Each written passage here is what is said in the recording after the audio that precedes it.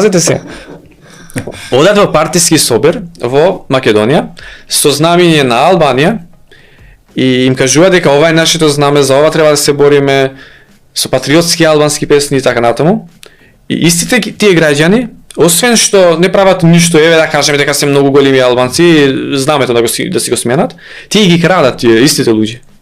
Значи со таа реторика им ги земат гласовите и накрај ги крадат. Значи па поголема, како да кажам, неискреност и ајде да не користам некој друг повулгарен збор, дали има тоа. Тоа е стварно многу страшно и страшно